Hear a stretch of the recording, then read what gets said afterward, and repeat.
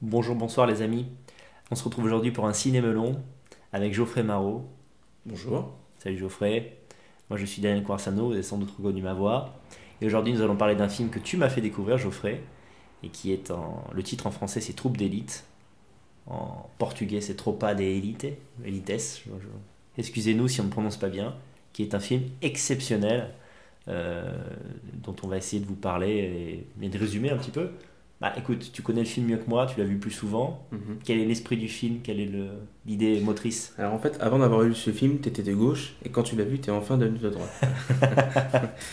Ça aide à renforcer ses convictions en tout cas.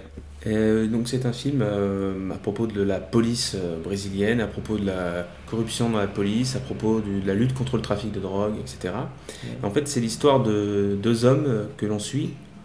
Et ces hommes, pour simplifier, disons que ce sont au départ des hommes naïfs qui pensent que la police ça fonctionne bien, qu'elle n'est pas corrompue, et qui pensent que la police fait le même travail que la justice, mais qui ont également une vision, on va dire une pratique un peu plutôt de gauche. Alors, c'est un peu imprécis dit comme ça, mais c'est comme ça que je dirais. Mais par la pratique et par l'expérience de la police, la vie quotidienne, la vie et la praxis, ils deviennent de droite et Oui. En tout cas, oui, on peut dire au début ils sont légalistes. ouais, Ils outrepasseraient pas certaines frontières, comme par exemple torturer un ouais, criminel, etc. Puis en fait, ils se rendent compte que, en plus au Brésil, il faut parler aussi du contexte, il y a ouais, une criminalité extraordinaire. En fait, mhm, pour lutter contre ça, on est obligé de dépasser un peu les limites. ouais. Voilà. Donc, qu'est-ce qui fait que, à ton avis, les nations doivent voir ce film quoi? En Ouais. quoi il est.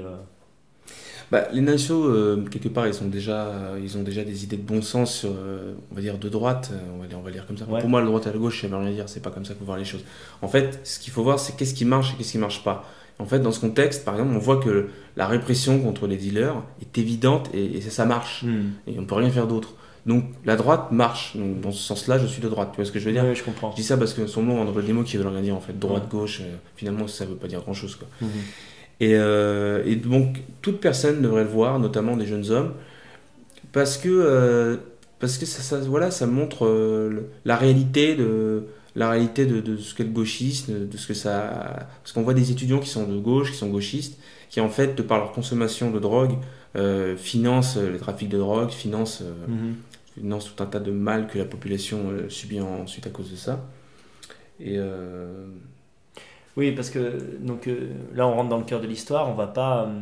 Il y a beaucoup de scènes marquantes. Pratiquement tout le film pour nous a été ouais, marquant. Donc évidemment on va pas tout vous dévoiler déjà pour pas vous gâcher la surprise. Et puis parce que sinon ça devient une paraphrase complète. Mais on pourrait dire, tu m'arrêtes si t'es pas d'accord, mais il y a trois personnages essentiels. mhm. Le chef de la de, Capitaine Nascimento. le capitaine Nascimento, qui est c'est pas, je sais pas si c'est le chef de la BOPE, mais en tout cas, Ouais. il est commissaire de la BOPE. Et Mhm. cette BOPE est une police, comment on pourrait la qualifier? Je crois qu'ils appellent ça une police militaire, Ouais, mais c'est une police dont dans le rôle est d'intervenir pour combattre le trafic de drogue dans les cités, dans les favelas oui. plutôt, On va dire qu'ils ont une et efficacité redoutable. une Ils efficacité sont un peu sans redoutable. limite en termes de violence. Ouais. Leur emblème, c'est une tête de mort. Je crois qu'on a à peu près compris Ouais. l'idée. Et puis, il y a aussi deux personnages importants. Ce sont les deux jeunes policiers qui sont des, comment dire, ils sont incorruptibles. Ce sont des policiers intègres. Et ils se rendent compte, en fait, de la corruption du milieu de la police. D'ailleurs, ça permet de voir aussi que c'est pas un film qui est bêtement pro-police. Ouais. Ça montre aussi que, dire, il y a des connards, le Tout à mal fait. est partout en fait. Mm. Et quand ils se rendent compte de ce qu'est la BOPE, eh ben, ils essayent de l'intégrer. Et c'est là, En là est le fait, film en je fait. m'aperçois que tu décris bien mieux que moi le film, mais je veux dire pourquoi j'ai du mal à le décrire. C'est que ce film fait tellement partie de moi Oui, que j'en viens à un degré où j'ai du mal à décrire le film. Je te jure que c'est vraiment le cas, tu vois. Donc, quand on me demande de décrire le Seigneur des Anneaux, d'expliquer, c'est tellement, je l'ai tellement vu, j'ai tellement intégré en moi que j'ai du ouais, mal à le faire. c'est une totalité en fait. C'est une totalité. Ouais. Bah, il y a beaucoup de scènes absolument marquantes, mais on va dire le fil conducteur, c'est que le film débute par une fusillade. Et en fait, plus loin, on comprend le sens de cette fusillade. Parce que c'est important. Pourquoi ça commence par ça? Mhm. C'est que finalement, c'est le nœud de l'intrigue, il est là en fait. Ouais. Comment on pourrait définir cette scène? Il y a un policier qui est sur le point de se faire tuer par d'autres policiers, parce qu'en fait, ils ont Mhm. compris qu'il a essayé de démonter un business, on va dire. Et ces deux jeunes flics, un black et un blanc brésilien, un latinos, on va dire, euh, interviennent à ce moment-là. Et de fait, en fait, ils s'auto-excluent de la police, quoi. C'est-à-dire qu'ils peuvent plus être dans ce milieu-là et ils sont obligés d'être récupérés par la BOP, en fait. Ouais. Ils demandent à intégrer la BOP. Ouais, ouais. En fait, si tu veux, je me demande si c'est utile de décrire parce que c'est un film d'action, ça va vous plaire Oui. tout de suite. Toute personne, tout homme, ça lui plaît. Donc c'est pas. Quelque part, je vais te dire, Daniel, Dis-moi. commenter ce film me semble. C'est un peu. On va se arrêter tirer une, l'émission. se tirer une balle dans le pied, dire ça, mais c'est drôle. Mais quelque part, c'est tellement. En fait, le film, il y a une voix off qui suit la Exact. narration du film tout le temps, qui explique très bien les choses, qui donne des explications sociologiques, psychologiques, que quelque part, il s'autosuffit pour se comprendre lui-même, tu vois. C'est vrai. Il faut Et, absolument voir le film. Il faut absolument le c'est voir. Et clair. moi, quelque part, il faudra juste que je répète ça pendant 40 minutes, quoi. Voyez ce film, forcez-vous à le voir. Faites-le voir à des amis, par exemple. Faut pas se faire plaisir qu'entre nationaux, regarder un film à se masturber sur un film de droite, Mhm. mais faites-le voir un maximum de gens. Moi, je défie tout le monde, enfin bon, c'est un défi, ça marchera pas, mais je défie quelqu'un, on va dire gauchiste, de voir ce film et d'en ressortir immaculé dans sa vision du monde. Parce Oui. que ça me paraît impossible en fait. C'est tellement bien fait. Ouais, C'est pas, je c'est pense pas. que tu as une âme trop pure. On se rend pas compte, comme je te l'ai dit, Ouais. pendant parce qu'on a revu le film pour les besoins de l'émission, Mm. un gauchiste pourrait se dire mais c'est un pamphlet contre la police, parce qu'on voit qu'il y a des corrompus dans la police et on voit que la BOP utilise de tous les stratagèmes possibles, qui torture des gens, voilà, qui ne respecte pas les conventions de Genève. Je sais, mais on voit que finalement cette violence de la BOP elle répond à la violence de ces dealers de drogue et c'est une violence qui fonctionne. Ouais. On voit aussi que la BOP finalement c'est un corps militaire intègre. Mhm. Donc vraiment intègre par rapport à la police. Donc c'est pour dire que toute la police n'est pas facho, Bien sûr. corrompue, etc.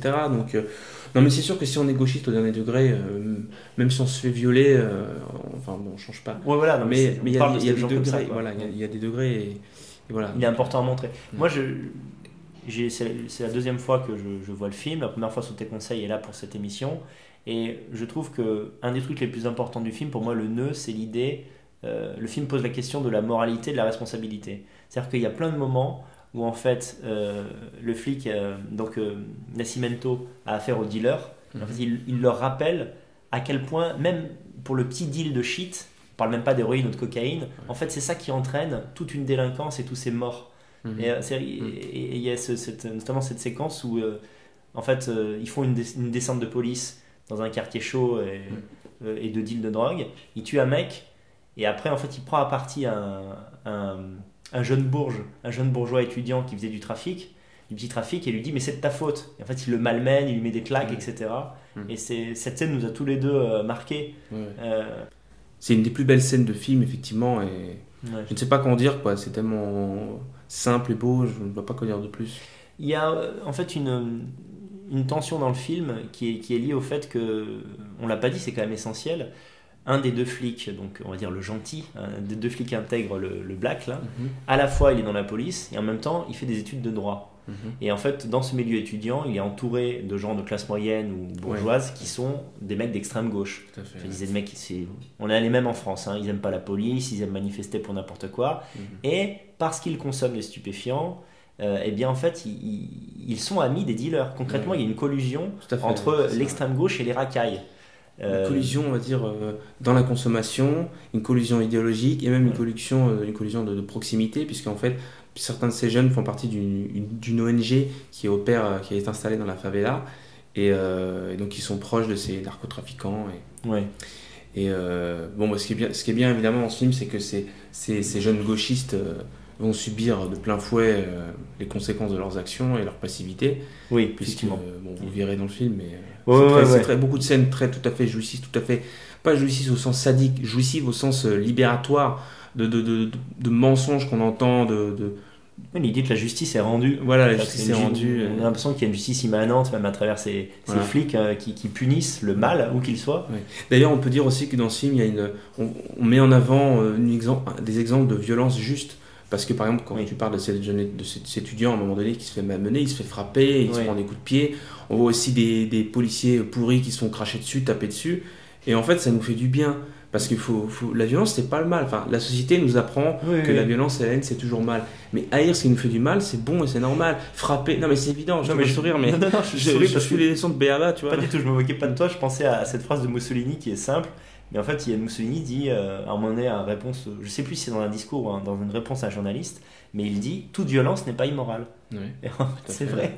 Évidemment, quand il y a des vengeances saines. Mussolini, c'est un échec total pour l'Italie, etc. Mais ça, c'est un autre sujet. Mais effectivement, oui, d'accord. Mais bon, on va dire sur l'esprit fasciste, il n'y a pas de tromperie, quoi. Tout à fait. Donc ça, c'est très important. Encore une fois, pourquoi vraiment je recommande ce film comme un antidote je dis aux jeunes gens, mais pour tout le monde. Mais évidemment, quand on change, c'est entre 16 et 30 ans. Si à 30 ans on est un gauchiste à dernier degré, c'est un peu on changera pas. Et donc voilà, on déculpabilise de cette violence progressivement dans ce film. En fait, il y a un côté cathartique, c'est-à-dire que toi, en tant que natio, en France, on est impuissant, on se fait malmener, les flics peuvent pas faire leur boulot, voilà, ils se tout à fait, c'est ce que je veux dire. Par exemple, quand tu vois cette police qui intervient pour éliminer des narcotrafiquants, c'est terminé, il n'y a pas de procès, ils sont éliminés à vue parce que d'abord ils portent des armes de guerre, mais je veux dire, il y a un niveau d'autorisation de la violence qui correspond à quelque chose qu'on devrait évidemment appliquer en France. Et voilà, il est évident pour moi qu'il faut éliminer tous les trafiquants de drogue, c'est une évidence, même les guetteurs, tout ça, pour moi c'est des gens à éliminer parce que le système, parce que si on en élimine un, il y en aura 10 de moins pour se présenter au poste aussi, tu vois, c'est pas juste lui qu'on élimine. Il fait dissuasif. C'est dissuasif. Alors que par exemple, si on fait une enquête, ça met des mois, voire des années à faire une enquête. Il faut collecter des preuves, ça prend des ressources considérables. C'est une perte de temps et d'énergie. Parce que le but de la loi, c'est de protéger les honnêtes gens. Or là, la loi protège le droit des dealers et des trafiquants. Enfin, on marche sur la tête. Et donc, ce genre de film fait du bien, nous montre l'exemple. Voilà. Oui, que dans certains cas, en fait, il n'y a rien d'autre que la violence et la mort, en fait. Bien sûr. Tuer les ennemis. D'ailleurs, il y a la voix off, donc le Nascimento, là, à un moment donné, il dit ceux qui aident les dealers à s'armer sont aussi des ennemis. Tout à fait, bien sûr. Donc les policiers corrompus et les drogués. Voilà, les drogués eux-mêmes. Les connards qui vont acheter du shit dans les banlieues ou ailleurs. Là, ils financent évidemment. Parce qu'il faut bien comprendre quelque chose, c'est que quand on fait du trafic de drogue, on fait aussi du trafic d'armes. Les armes, elles servent à quoi? Faire des braquages, faire des meurtres, voire du terrorisme. Pas de la responsabilité, en fait, ça montre à chaque étape. Voir la prostitution. Quand vous achetez votre shit, vous financez comment dirais-je, une mafia qui peuvent mettre des pauvres filles se faire prostituer. Vous faites un acte de mal, quoi.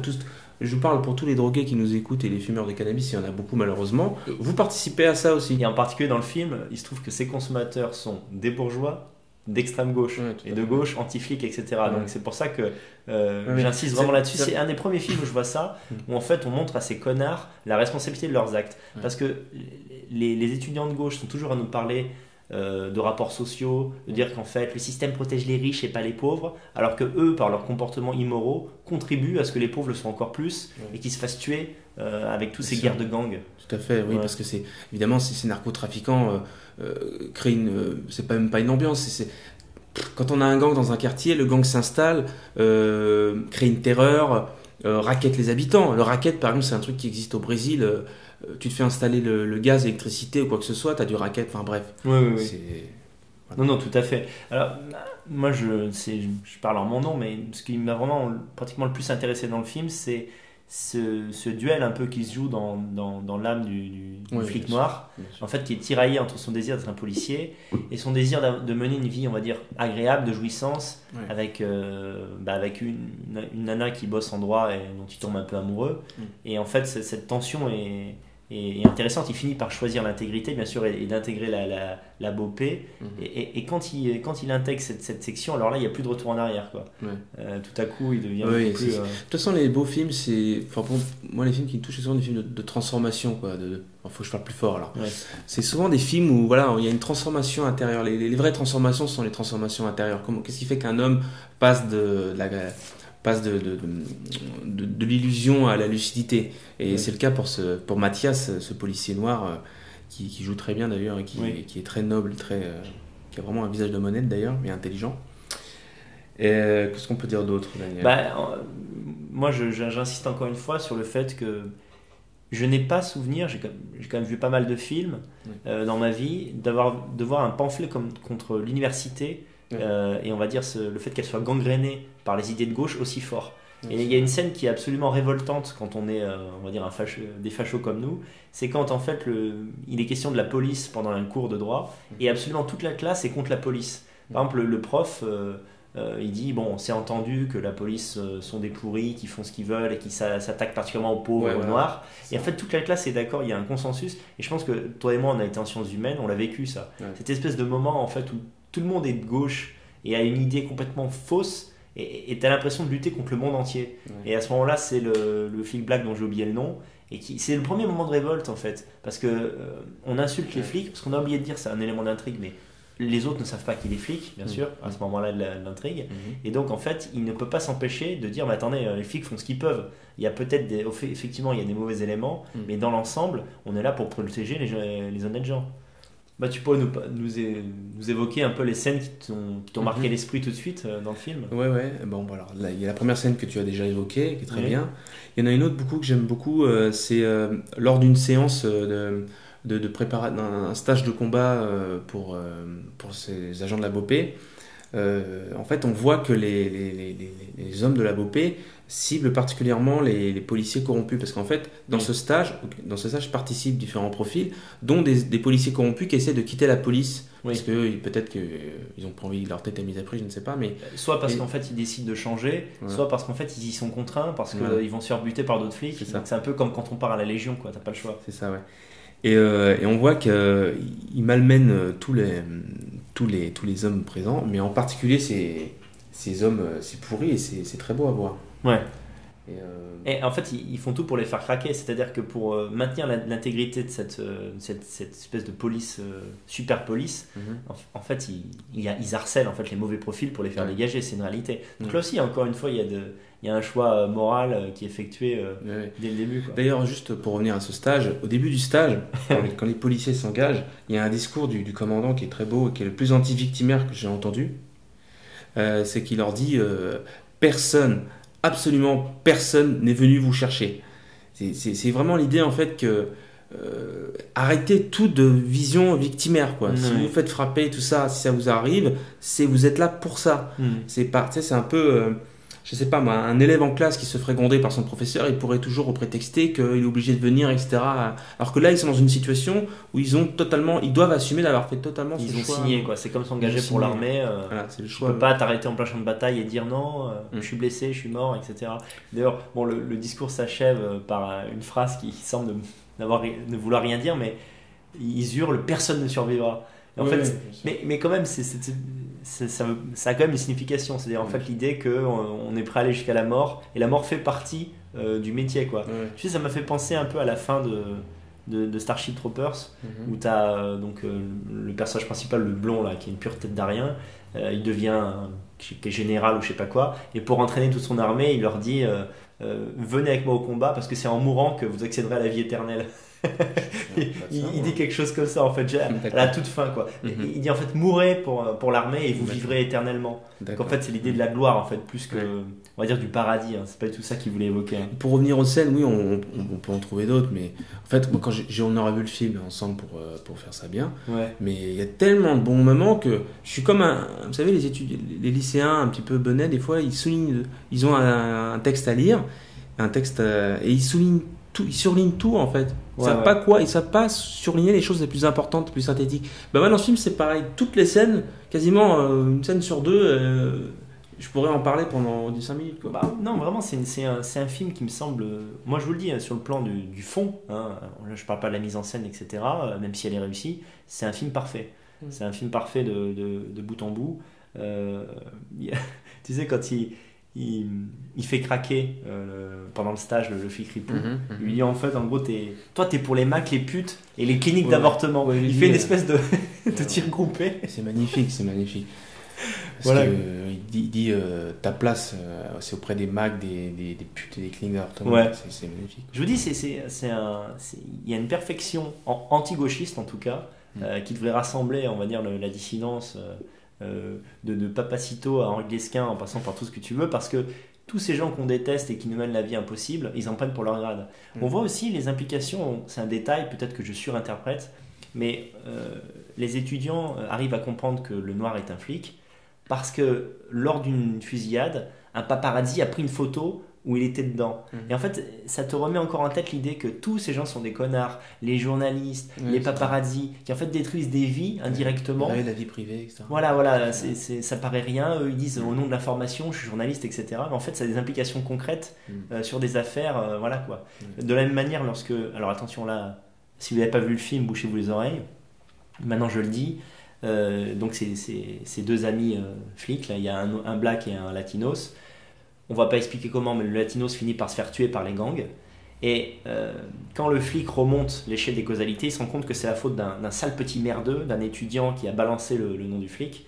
Et en fait, ça donne lieu à une scène encore super qui prend aux tripes, où en fait, ils foncent vers lui alors qu'ils étaient en train de faire une marche blanche pour des gens qui sont morts à cause d'eux.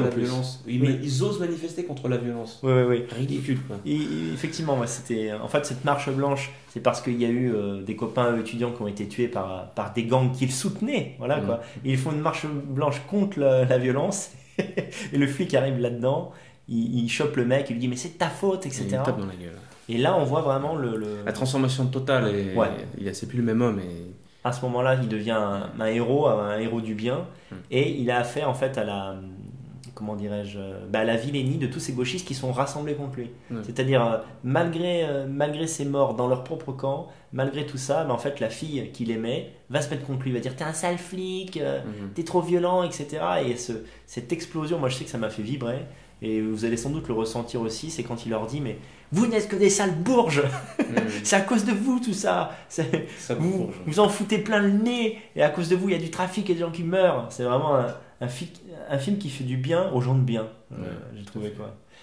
On ne sait pas trop quoi vous dire. On pourrait dire aussi que c'est un film, on va dire, non racial ou transracial, mais quelque part ça correspond aussi à la réalité du Brésil. Oui. Et deuxièmement, c'est peut-être aussi un choix du réalisateur. Il va pas mettre que des flics blancs gentils, bon, tu vois ce que je veux dire. Et puis parce que la vie est nuancée, on a des gauchistes infâmes, on a des Hassen Occident, pro-Occident. Mais effectivement, tu as raison de dire que c'est lié au contexte du Brésil, qui est un pays très métissé. Puis encore une fois, c'est peut-être a-t-il fait, peut-être le réalisateur a-t-il anticipé les critiques du film facho, et donc en mettant en avant un protagoniste noir, il se protège de cette manière. C'est normal. Là, effectivement, on n'est pas certain que ce soit le cas, mais il y a cette possibilité. Et simplement aussi le fait que je dirais que dans un pays comme le Brésil, les Noirs qui sont au-dessus de la moyenne, plus intelligents, plus moraux, d'ailleurs souvent ça va ensemble, mais en fait veulent sortir des favelas, et certains deviennent flics pour cette raison. Donc en fait, c'est pas du tout non crédible, je dirais. Ah non, tout à fait. Je suis bien d'accord avec toi, c'est pas non crédible. Parce qu'il y a des films où c'est non crédible, où tu as des chercheurs qui sont noirs, comme ça, qui font 1m90. On va dire que ça sent la propagande, mais là, c'est pas du tout ça, en fait. Exactement, il n'y a pas du tout l'idée d'une propagande cosmopolite. Donc, c'est un film qui a aussi connu une suite. On va revenir après sur les conclusions du film et vous encourager encore à le regarder.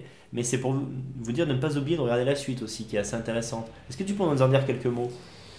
La suite, en fait, c'est l'évolution des mêmes protagonistes, mais en fait, le temps passe et l'un des protagonistes, le capitaine Nascimento, obtient un poste à responsabilité politique plus importante. Et c'est le même monde, mais l'intrigue est beaucoup plus politique et beaucoup plus complexe. Parce que là, les choses sont simples. Il s'agit on suit des hommes, c'est plus simple, plus binaire. Et donc, c'est pour ça que ce film est facile à comprendre et facile à apprécier tout de suite. Tandis que le 2, pour moi, le 2 est meilleur parce que il est meilleur au sens où c'est plus... c'est difficile d'appréhender la complexité de la société, etc. Mais je ne vais pas en parler, mais je vous le conseille aussi fortement de le voir. Évidemment, d'abord le 1 et ensuite le 2. Mais pour moi, ces deux films sont évidemment l'œuvre d'un très grand réalisateur. C'est le même réalisateur dans les deux cas. C'est José Padilha, un Brésilien. Tu disais aussi qu'il avait fait le remake de Robocop. Oui, il a fait le remake de Robocop. Très bon remake d'ailleurs. J'aime pas Robocop, mais vraiment le remake est bien fait, subtil. Moi, j'ai pas vu le film, mais il est assez décrié. Alors, est-ce que tu penses que c'est parce que les gens sont chiants ? Non, mais tu sais, les gens ont cette habitude insupportable. Quand il y a un film qu'ils adorent, l'idée qu'il y en a un remake est insupportable pour eux. Il y a un côté émotionnel. C'est comme un mec qui aime un bouquin, il va dire le film est nul, le bouquin est génial, tu vois. Oui, ça ils ont rien compris, mais effectivement. Toi, tu affirmes que c'est un bon film, quoi. Vraiment, c'est un bon film. Je suis totalement. Mais l'histoire est vraiment singée sur le plus intelligent que Robocop. C'est le film mieux fait. On explique comment ce policier est devenu Robocop. Par exemple, dans ce film, bon là, on fait un hors sujet, mais. Non, vas-y. Dans ce film, on voit l'effet de, comment dirais-je, les techniciens de Robocop. En fait, essaye de donner une certaine liberté à l'humain Robocop, sauf qu'il lui en donne trop et qu'il finit par réagir plus comme un humain que comme une machine. Et donc, ça pose un conflit entre son attribution de policier et ce qu'il est. Et donc, bon, voilà, j'arrête sur ça. Non, mais là, on parle bien sûr du second Robocop qui a été fait il y a quelques années et non pas du premier film de Paul Verhoeven qu'on avait évoqué dans un autre cinéma long. Alors, pour revenir au film Troupe d'élite, je vous dis, moi je l'ai découvert il n'y a pas longtemps. Peut-être que si je l'avais vu à 20 ans, ça m'aurait encore plus marqué, parce que c'est vraiment une... Moi je veux dire, les deux films qui m'ont vraiment le plus marqué de droite, c'est Fight Club, dont on parle peu, mais pour moi il faut absolument le voir. Les jeunes hommes, c'est... Il y a quand même beaucoup de gens à l'extrême droite dans la distance qui connaissent Fight Club. Hein. Ouais, d'accord, mais je parle pas d'extrême droite, je parle en général. Ouais. Je me souviens avoir une discussion avec un type de gauche quand j'étais en philo, qui était plutôt de gauche, et il avait des raisonnements de droite par rapport à ce film. Donc je suis persuadé que ce film a un fort impact de politisation. Donc Fight Club et celui-là, quoi. Oui. Bah, tu sais, ça fait partie des films comme à une époque Taxi Driver qui plaisent beaucoup aux adolescents, aux garçons, parce que je pense que ça comment dirais-je, ça remet le sens du juste et de la virilité aussi. Ouais. Là, tu sais, il y a cette fameuse phrase qu'on connaît bien, mais où il dit on a été élevé par des femmes. Ouais. Une génération d'hommes élevés par des femmes. Je suis pas sûr qu'une femme soit la solution à nos problèmes. Exactement. Ouais. Tout à fait. Oui, ça c'était une phrase que j'ai beaucoup aimée. C'est parce qu'en fait beaucoup d'hommes jeunes se projettent et pensent que le but de leur vie, c'est en gros rencontrer l'amour. Et en fait, cette phrase va rebrousse-poil total de l'idéologie dominante par rapport à ça.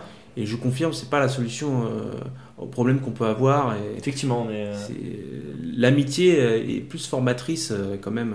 C'est vrai que j'étais très fleur bleue à 13 ou 14 ans. Je rêvais de la princesse charmante. Maintenant plus du tout, quoi.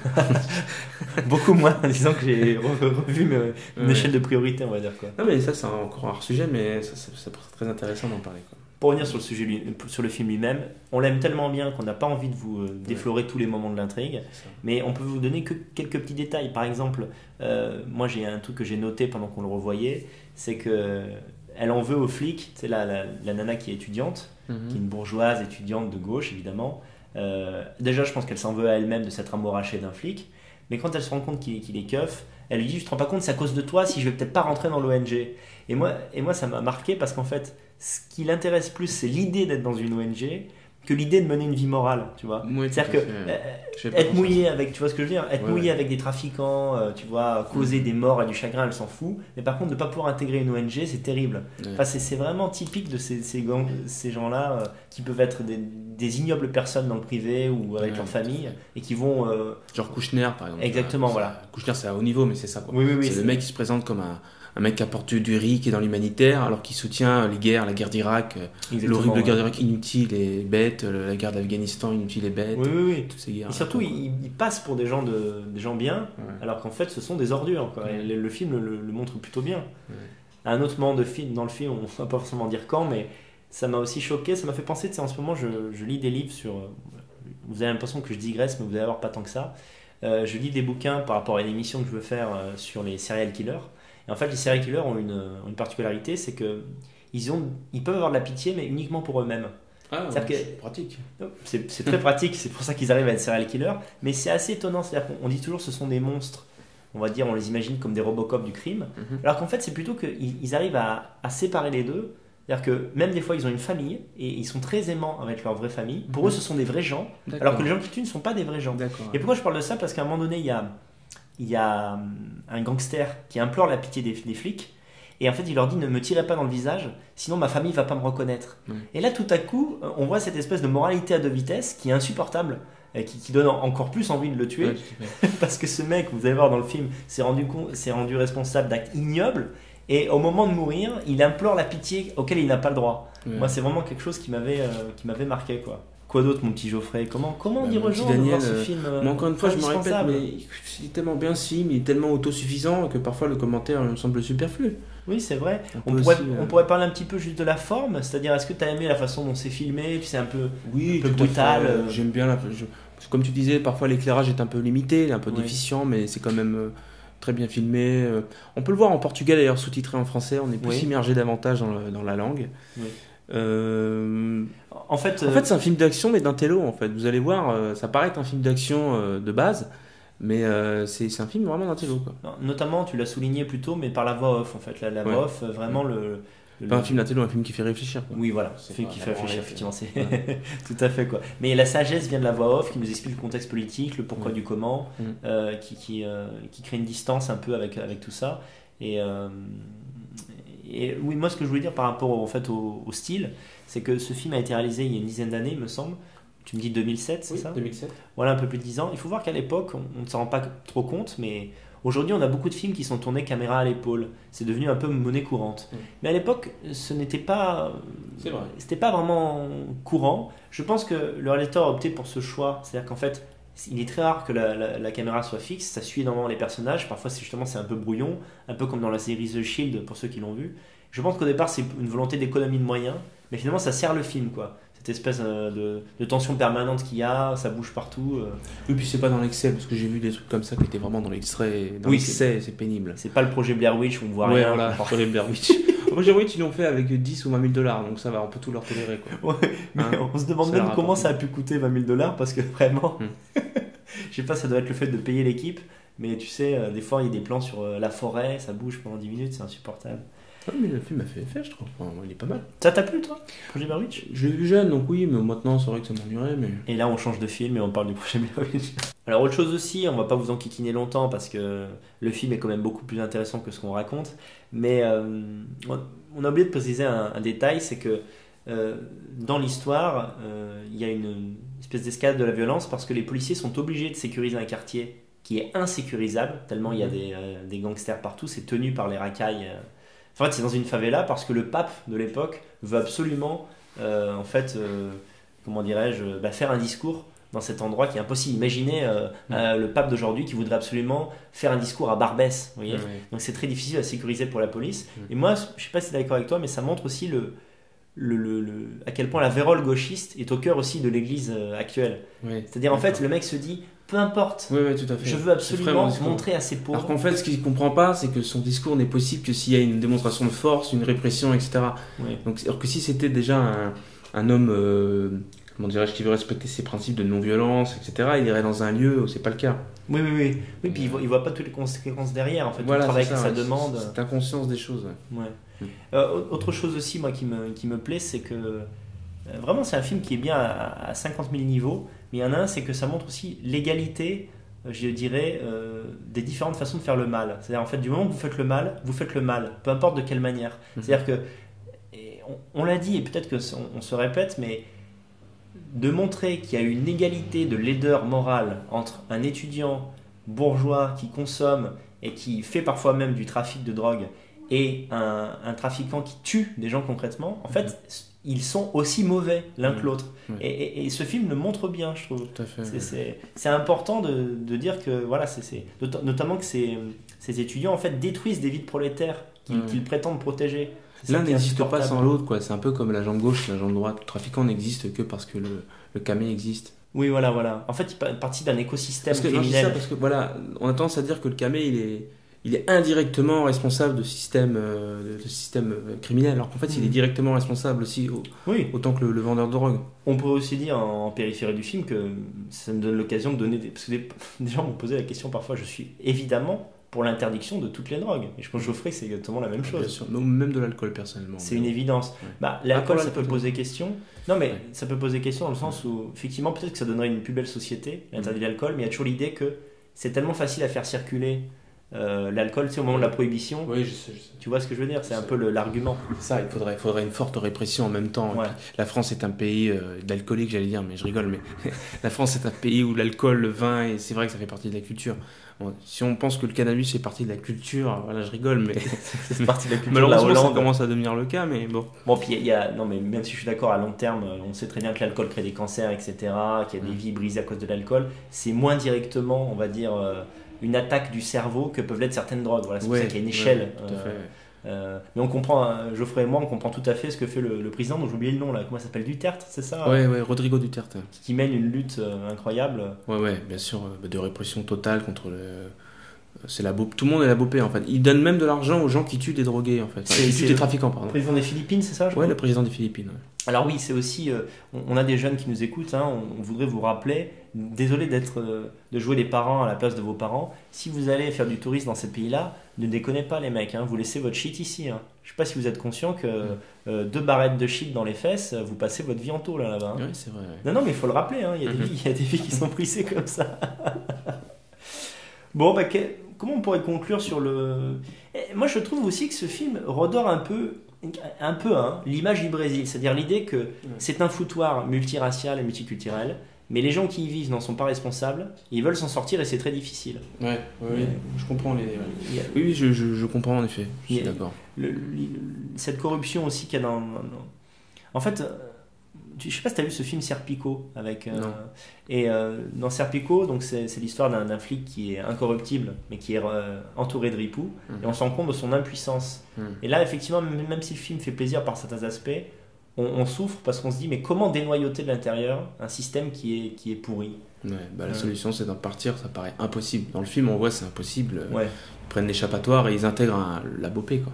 Ouais, c'est-à-dire recréer un autre système ailleurs qui, Ouais, qui lui est moral quoi. Mm. Bon bah écoutez les enfants, que vous dire de plus que sinon de regarder ce film. Regardez-le et faites-le voir aux gens. C'est ça le fait d'être militant, c'est aussi beaucoup sur la métapolitique. Oui. Parlez-en à vos amis. C'est facile de faire ça. Je veux dire, chacun a des amis, chacun peut toucher son réseau, montrer ce film, parler de ce film. Tu as faites-le. vraiment raison de le signaler parce qu'il est plus facile de faire regarder un film, quel qu'il soit, Bien sûr. que de faire lire Mais une tout œuvre à de fait. Forisson ou Bien sûr. de Est-ce que c'est Hitler. agréable d'aller sur Œuvre de Souche et de regarder une blanche violée, un vol, etc. Non, personne ne trouve ça agréable. Faut être un peu maso quelque part pour fréquenter Œuvre de Souche. C'est- Ce qu'on fait donc Régulièrement. on est un peu maso. Ouais. Je rigole. Parce que c'est un peu notre boulot. Mais, Oui. mais alors qu'un film comme ça, voilà, Ouais, agréable. tout à fait. Et bon, moi, la question qu'on me pose toujours, c'est est-ce que tu classes ce film en film fasciste ou pas?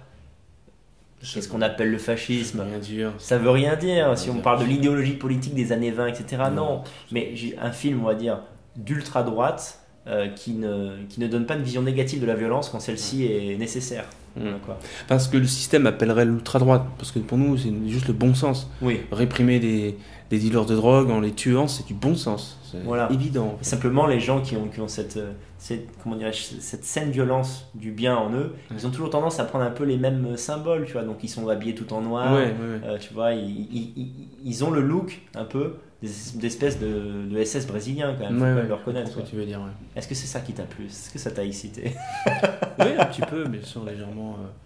Le côté de la force est toujours plaisant, toujours Ouais. excitant. Hein. Je voudrais terminer en rappelant la devise du Brésil, qui est une devise très belle, qui est ordre et progrès. Ça pourrait presque être la devise de Survelos. Ouais, ça pourrait être la devise de beaucoup de choses, mais Ouais. ça vient d'un penseur français qui s'appelle Auguste Comte, je crois d'ailleurs. Ordre et Oui, progrès. c'est le positiviste, non? Ouais, qui c'est ça, le pensait que la positiviste. science allait tout. Voilà, ouais, comme Bah, toi, ça te plaît alors, dans l'idée. Quoi. Ouais, je ne l'ai pas lu, je peux pas juger, mais on m'a dit que c'était assez naïf dans sa façon de présenter les choses, qui était assez naïf. Ouais. Mais En tout cas, ordre, bah oui, c'est ça une société de droite, c'est une société ordonnée. Et progrès, bah, on parle du progrès moral, du progrès technologique, etc. Enfin, je trouve que c'est une belle devise. Je sais pas si ça correspond à ce qu'est le pays, non, malheureusement, non, c'est vrai. mais c'est un horizon intéressant. Mm. Écoute, Geoffrey, merci encore de m'avoir fait découvrir ce film. De rien, c'est normal. Et moi, je vous dis à très bientôt pour un ciné melon. N'hésitez pas en commentaire à nous donner des idées de films à commenter. On le fera avec plaisir. À bientôt, les petits gars.